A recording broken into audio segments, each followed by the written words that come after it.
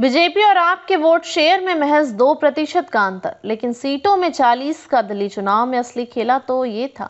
दिल्ली विधानसभा चुनाव में बीजेपी को प्रचंड बहुमत मिला है। बीजेपी को 45.56% वोट हासिल हुए, जबकि आपको 43.57% वोट मिले। कांग्रेस का वोट शेयर थोड़ा बढ़ा, लेकिन वह इस बढ़त का फायदा उठाने में नाकाम रही। दिल्ली विधानसभा चुनाव में बीजेपी को प्रचंड बहुमत मिला है। भगवा पार्टी ने 2 दशक बाद दिल्ली की सत्ता में वापसी की है। भले ही बीजेपी को आम आदमी पार्टी की तुलना में दोगुने से भी ज्यादा सीटें मिली हों, लेकिन दोनों के बीच वोट शेयर में महज 2% का ही अंतर है। चुनाव में बीजेपी को जहां 45.56% वोट मिला, वहीं आपको 43.57% वोट शेयर मिला।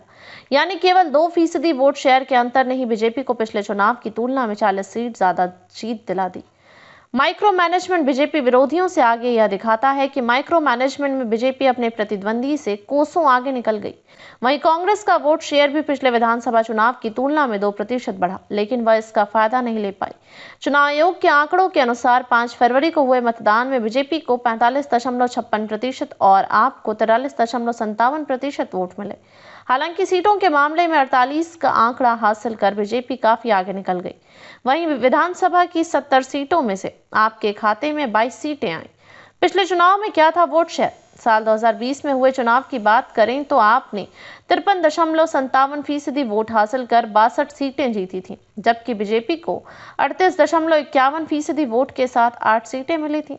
इस प्रकार बीजेपी का वोट शेयर इस बार 8% के करीब बढ़ा है, जबकि आपको 10% का नुकसान हुआ है।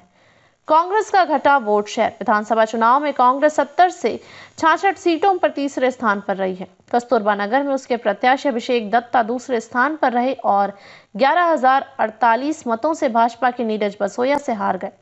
इस सीट पर आप तीसरे स्थान पर रही। महरौली, मुस्तफाबाद और ओखला में कांग्रेस चौथे स्थान पर रही। कांग्रेस लगातार तीसरी बार दिल्ली विधानसभा चुनाव में खाता नहीं खोल सकी। साल 2020 में 4.26% वोट लेकर कांग्रेस 62 सीटों पर तीसरे और 4 सीटों पर चौथे स्थान पर रही थी। साल 2015 में उसका वोट शेयर 9.71% रहा था। 2015 में क्या थी बीजेपी और आपका वोट शेयर?